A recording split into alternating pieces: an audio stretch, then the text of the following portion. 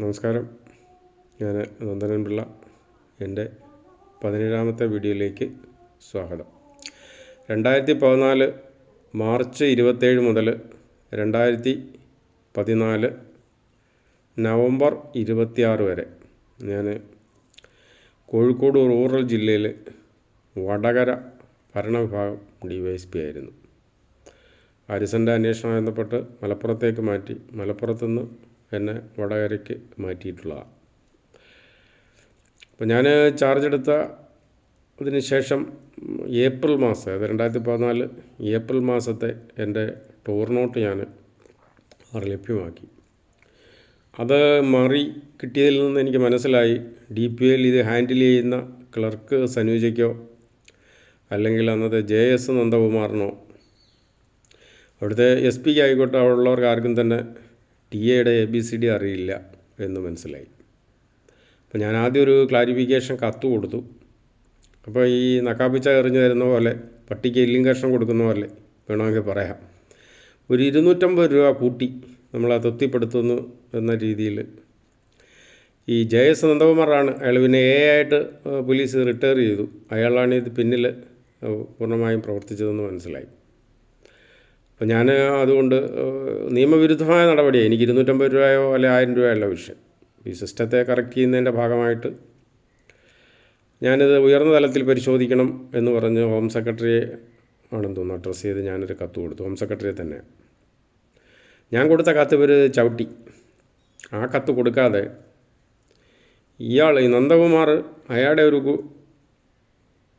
ചട്ടപ്പടി കത്ത് അയാൾ തന്നെ തയ്യാറാക്കി. ആ കത്ത് 3 ചോദ്യമായിട്ട് ചോദിച്ചിട്ട് പോലീസ് ആസ്ഥാനത്തേക്കും കൊടുത്തു. നമ്മളതിന് മനസ്സിലാക്കേണ്ടത്, പോലീസിൽ ഒരു SP ഓഫീസ്, DIG ഓഫീസിൽ നിന്ന് ഇൻസ്പെക്ട് ചെയ്യുന്നുണ്ട്, IG ഓഫീസിൽ നിന്ന് ഇൻസ്പെക്ഷൻ ഉണ്ട്, ADGP ഓഫീസിൽ നിന്നുണ്ട്, DGP ഓഫീസ്, ഇത്രയും സംവിധാനങ്ങളിൽ നിന്ന് ഓഡിറ്റ് അല്ലെങ്കിൽ ഇൻസ്പെക്ഷൻ നടത്തുന്നുണ്ട്. ഇപ്പോൾ തിരുവനന്തപുരത്ത് അല്ലെങ്കിൽ കണ്ണൂർ അല്ലെങ്കിൽ കാസർഗോഡ് അതല്ലെങ്കിൽ മലപ്പുറത്ത്, ഇതെല്ലാം കേരള പോലീസിൻ്റെ ഭാഗമാണ്. ഒരേ രീതിയിലുള്ള TA സംവിധാനം നടപ്പിലാക്കുന്നതിന് ഇവർ ഈ സിസ്റ്റം പൂർണ്ണമായിട്ട് പരാജയപ്പെട്ടിരിക്കുക. അപ്പോൾ പല ജില്ലകളിലും ശരിയായ രീതിയിൽ കൊടുക്കുന്നുണ്ട്. അത് എൻ്റെ അനുഭവത്തിലും ശരിയാണ്. അതുകൊണ്ടാണ് ഞാൻ ഈ തെറ്റ് ചൂണ്ടിക്കാണിച്ചിട്ടുള്ളത്. അപ്പം ഈ ഓഡിറ്റിന് വരുന്നവർ പല സ്ഥലങ്ങളിൽ പോകുന്നവരാ. അപ്പം വ്യത്യസ്ത രീതിയിൽ ഏതെങ്കിലും ജില്ലയിൽ നിയമവിരുദ്ധമായിട്ട് പ്രവർത്തിക്കുന്നുണ്ടെങ്കിൽ റിപ്പോർട്ട് ചെയ്യാൻ അവർ ബാധ്യസ്ഥരാണ്. അങ്ങനൊരു സംഭവം ഈ നമ്മുടെ സംസ്ഥാനത്ത് നടക്കുന്നില്ല. കാരണം ഇവരെല്ലാം ട്രേഡ് യൂണിയൻ കളിച്ച് ജീവിക്കുകയാണ് പോലീസിൽ. അപ്പോൾ ഇവർ അവിടെ വന്ന് ഇൻസ്പെക്ഷൻ നടത്തി എല്ലാം ശരിയാണെന്ന് എഴുതി പോകുന്നു. അവർക്ക് ചെല്ലും ചിലവും വണ്ടിപ്പരിപ്പും മുന്തിരി പിന്നെ ബിരിയാണിയിലും പ്രശ്നങ്ങളെല്ലാം പരിഹരിക്കുന്നു വീഴ്ചയുണ്ടെങ്കിൽ. Instructions noted for future guidance എന്നൊക്കെ നമ്മൾ കംപ്ലൈ ചെയ്യാനായിട്ട് എഴുതി കൊടുക്കുന്ന വാക്കുകളായത്. അപ്പം ഈ ഞാൻ ക്രൈംബ്രാഞ്ച് ആസ്ഥാനത്ത് 2006 to 2008 ജാംപാങ്കി സാറ് DGP ആയിട്ടുള്ളപ്പോൾ അവിടെ ഉണ്ടായിരുന്നു. അപ്പോൾ അവിടെ 2004 പോലീസ് ആസ്ഥാനത്തൊരു ഇൻസ്പെക്ഷൻ ടീം വന്നിരുന്നു. അവർ വന്നതിൽ അവരെ വേണ്ട വിധത്തിൽ ഇവർ അണ്ടിപ്പരിപ്പും ഒന്നും കൊടുത്ത് ബിരിയാണിയൊന്നും കൊടുത്ത് സൽക്കരിച്ചില്ല. ഇവർ ADGP കൂടെ ജോലി ചെയ്യുന്ന വലിയ ആളുകളാണെന്ന് ഇവർക്കും തോന്നി. അവർ തിരിച്ചിട്ടുള്ള പണി ഓഡിറ്റുകാർ ക്രൈംബ്രാഞ്ചിലെ ആളുകൾ കൊടുത്തു. അതോടുകൂടി അവിടുത്തെ മൊത്തം TA കള്ള TA ആണെന്ന് കണ്ടെത്തി. ഇവർ യാത്ര ചെയ്യാതെ കള്ള TA ക്ലെയിം ചെയ്യാമെന്ന് കണ്ടെത്തി. പിന്നെ ഈ കള്ള TA എങ്ങനെ തിരിച്ചു പിടിക്കാമെന്ന് എങ്കിൽ ഒറ്റ മാർഗ്ഗമേ ഉള്ളൂ, ശമ്പളത്തിൽ നിന്ന് പിടിക്കാൻ പറ്റത്തില്ല, TA തന്നെ പിടിക്കണം. അപ്പോൾ പിന്നെ ചെയ്തത് വീണ്ടും കള്ള TA പാസ്സാക്കി. ബാധ്യതയുള്ള പോലീസുകാർക്കെല്ലാം വീണ്ടും കള്ള TA പാസ്സാക്കി. എന്നിട്ട് ആ പൈസ വീണ്ടും ട്രഷറിലേക്ക് മാറ്റി ആണ് ആ പ്രശ്നം പരിഹരിച്ചത്. പിന്നെ ഈ കള്ള TA ആണെന്ന് കണ്ടെത്തിയതിന് ശേഷം ഞാൻ ജോലി ചെയ്യുന്ന സമയത്ത് വരെ ആ കാലയളവിലൊന്നും ആരും തന്നെ കള്ള TA ക്ലെയിം ചെയ്ത് അവിടെ TA ബില്ല് സബ്മിറ്റ് ചെയ്യാറില്ല. കാരണം അവിടുത്തെ ഒരു 6 സെക്ഷൻ എൻ്റെ ഇതിലായിരുന്നു. ഈ ക്രൈംബ്രാഞ്ചിൻ്റെ ഒരു പകുതി ഏരിയ എന്ന് പറയാം. സ്കൂട്ടണി, പിന്നെ ഫയൽ മാനേജ്മെൻറ്റും കാര്യങ്ങളൊക്കെ ഉണ്ട്. അപ്പോൾ ആ പീരീഡിലെങ്ങും അവിടെ പിന്നെ ആരും പോലീസുകാർ ടൂർ നോട്ട് കൊടുത്തിട്ടില്ല. ആരെങ്കിലും അങ്ങനെ കൊടുത്തിട്ടുണ്ടെങ്കിൽ അത് കറക്റ്റ് ടൂർ നടത്തിയ ശേഷമേ കൊടുക്കത്തുള്ളായിരുന്നു. അണ്ടിപ്പരിപ്പും ബിരിയാണിയും അവരെ വേണ്ട വിധത്തിലും കണ്ടില്ലെങ്കിലുള്ള സ്ഥിതിയാണ് ഞാനീ പറഞ്ഞത്.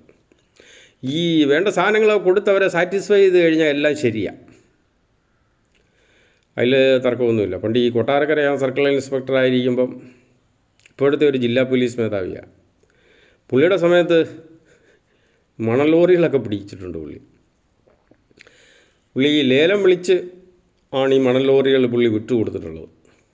അപ്പോൾ വിളിച്ച രാഷ്ട്രീയക്കാരൻ്റെ വലിപ്പം അനുസരിച്ച് മണൽ ലോറിയുടെ എമൗണ്ട് കുറയും. ശരിക്കും പറഞ്ഞാൽ അതിന് രണ്ട് ഇതേ ഉള്ളൂ. ജിയോളജി വകുപ്പിലോ, കരമണ്ണാണെങ്കിൽ ജിയോളജി വകുപ്പ്, അല്ല ആറ്റുമണ്ണാണെങ്കിൽ കളക്ടർ കൊടുക്കണം. നദീധാര സംരക്ഷണവും മണൽവാര നിയന്ത്രണവും ആക്ടുണ്ട്, മറ്റേ മൈനിങ് ആക്ടുണ്ട്.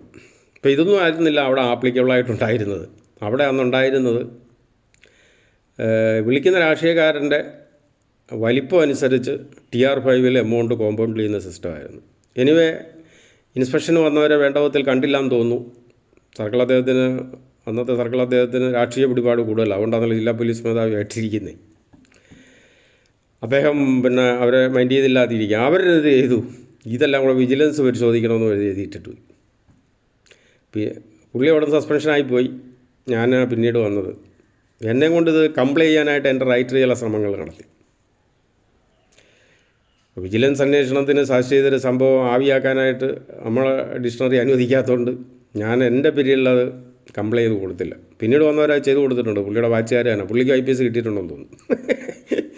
ഇതെല്ലാം ഓരോരോ തരികിട സംവിധാനങ്ങളാണ് നമ്മുടെ പോലീസ് നടക്കുന്നത്. അപ്പോൾ ഞാൻ പറഞ്ഞത് ഈ DAയുടെ ക്ലെയിം അങ്ങനെ വന്നു, പരാതി കൊടുത്തു. ഇതെടുത്ത് ഇയാൾ ഈ നന്ദൻ SPയെ സ്വാധീനിച്ചതെടുത്ത് അങ്ങ് പോലീസ് ആസ്ഥാനത്തേക്ക് കൊടുത്തു. പോലീസ് ആസ്ഥാനത്ത് ഈ സാധനം ചെല്ലുമ്പോഴുള്ള ഏറ്റവും വലിയ രസമെന്ന് പറയുന്ന ഒന്നുമല്ല. ഈ DPO തന്നെ വിളിച്ച് പറയും, ഇയാൾ കുഴപ്പക്കാരനാ, നിങ്ങളവിടെ ഇപ്പോഴൊന്നും നടപടി നടത്തണ്ട. ഈ DPOയും PHക്കും തമ്മിൽ നല്ല ബന്ധമായിരിക്കും. PHക്കും ഗവൺമെൻറ്റും തമ്മിൽ സമാനമായിട്ട് നല്ല ബന്ധമായിരിക്കും. ഇതുപോലുള്ള പരിപാടികൾ ഗവൺമെൻറ്റിൽ നിന്ന് ഈ PHക്ക് അങ്ങോട്ട് വിളിച്ച് പറയും, ഇത് ഇപ്പോഴെങ്കിലും ഡിസ്പോസൽ ആക്കരുതെന്ന്. ഏതായാലും എനിക്ക് കിട്ടാനുള്ള 10,000, 2,000, 3,000 രൂപയായിരിക്കും, അല്ലെ പല മാസങ്ങളിലായിട്ട് 4-5 മാസ ബില്ലുകളായിരിക്കും. ഏതായാലും എനിക്ക് പിന്നീട് TA ബില്ലൊന്നും അവിടെ നിന്ന് മാറി തന്നില്ല, ഈവൻ ട്രാൻസ്ഫർ TA ബില്ലൊന്നും നൽകിയില്ല. സ്വാഭാവികമായിട്ടും വർഷങ്ങളെടുത്തിട്ട് ഒരു നടപടിയും വരാത്തതിനെ തുടർന്ന് വിവരാവകാശത്തിലേക്ക് നീങ്ങുമ്പോൾ നമ്മൾ ഈ JCB വെച്ച് ഇതിനെ മുട്ടിച്ച് അനക്കുക എന്നുള്ളതേ പിന്നെ ഇതിന് വഴിയുള്ളൂ. അതിന് വിവരാവകാശമല്ല, വേറെ വഴിയൊന്നുമില്ല.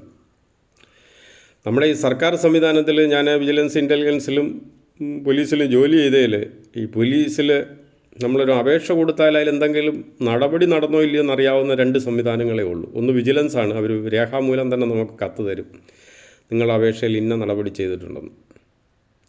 ഇൻ്റലിജൻസ് ആണെങ്കിലും രേഖാമൂലം മറുപടി തന്നില്ലെങ്കിലും ശരി, നമുക്കത് ഫീൽ ചെയ്യും, അവർ നടപടി സ്വീകരിച്ചിട്ടുണ്ടെന്ന് നമുക്ക് അറിയാൻ പറ്റും. നമ്മളല്ലെങ്കിൽ ഏതെങ്കിലും പോലീസുകാരെ, ഞാൻ ഈ ഇൻ്റലിജൻസിന് ഹെഡ്ക്വാർട്ടറിലേ ജോലി ചെയ്തിട്ടുള്ളൂ, ഏതെങ്കിലും പോലീസുകാരെ അയച്ച് സെക്ഷനിൽ ചോദിച്ചാൽ അവർ പറയും അത് ഇത്ര രൂപ മാറിയിട്ടുള്ളല്ലേ ഇന്നതാണ്. ഞാൻ ഈ മോണിറ്ററി ഇതായതുകൊണ്ട് എൻ്റെ കാര്യമായതുകൊണ്ട് മാത്രം പറയുന്നതല്ല, ഇത് മൊത്തത്തിൽ നടക്കുന്ന തരികിട ഭാഗം എന്ന നിലയിൽ പറയുന്നതാണ്. ഈ DPOകളും SP പോലീസ് ആസ്ഥാനം എന്നൊക്കെ പറയുന്നത് നമ്പർ 1 തരികിട കേന്ദ്രങ്ങൾ. നമ്മുടെ ഈ DGP അതിനൊരു എക്സംഷനാണ് ഇപ്പോഴത്തെ. അദ്ദേഹം എങ്ങനോ അവിടെ വന്ന് പെട്ടുപോയിട്ടുള്ളതാണ്. അദ്ദേഹം ഒരു നല്ല മനുഷ്യനാണ്, ഞാൻ അദ്ദേഹത്തെ തെറ്റ് പറയാൻ ഉദ്ദേശിക്കുന്നില്ല.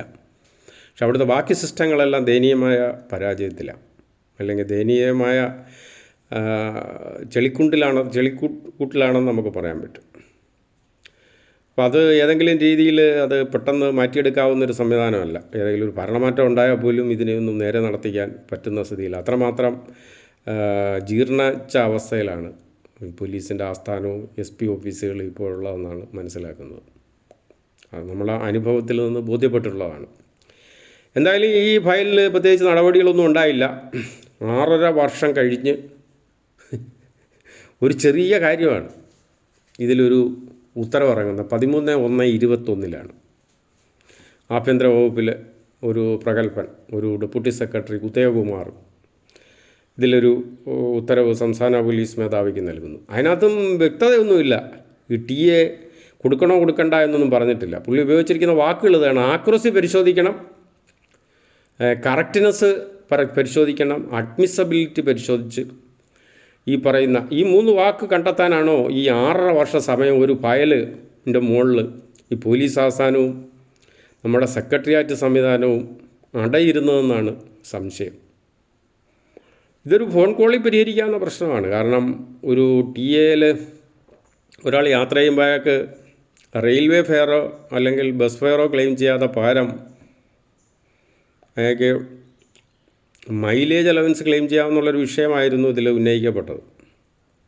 അതുപോലും അറിഞ്ഞുകൂടാത്ത ആളുകളാണ് ഈ സംവിധാനത്തിൻ്റെ പോലീസിലെ SP ഓഫീസ് മുതൽ സംസ്ഥാന പോലീസ് മേധാവിയുടെ ഓഫീസ് വരെ ഇരിക്കുന്നവർ എന്നുള്ളതാണ് നമ്മൾ കരുതേണ്ടത്. ഈവൻ ആഭ്യന്തര വകുപ്പിൽ പോലും.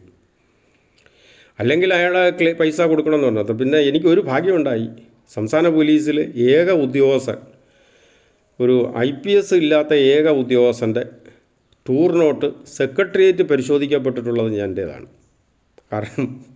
കാരണം ഞാൻ പിന്നീട് ഒരു വിവരാവകാശം കൊടുത്തപ്പോൾ എനിക്കൊരു മറുപടി തന്നു, താങ്കളുടെ ടൂർ നോട്ട് ഇപ്പോൾ ഇവിടെ ഇല്ല, അത് ആഭ്യന്തര വകുപ്പിൽ പരിശോധനയ്ക്കായിട്ട് പോയിരിക്കുകയാണെന്ന് സെക്രട്ടേറിയറ്റിൽ.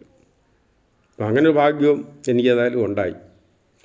ഇതൊക്കെ പരിശോധനയൊക്കെ കഴിഞ്ഞെങ്കിൽ ഇയാൾക്ക് കൊടുക്കാനോ കൊടുക്കണ്ടെന്നോ പറഞ്ഞില്ല. ഈ 3 വാക്കുകളാണ് പറഞ്ഞത്. ആക്യുറസി, അഡ്മിസബിലിറ്റി ആൻഡ് കറക്റ്റ്നെസ് നോക്കി കൊടുക്കാനാണ് പറഞ്ഞേക്കുന്നത്.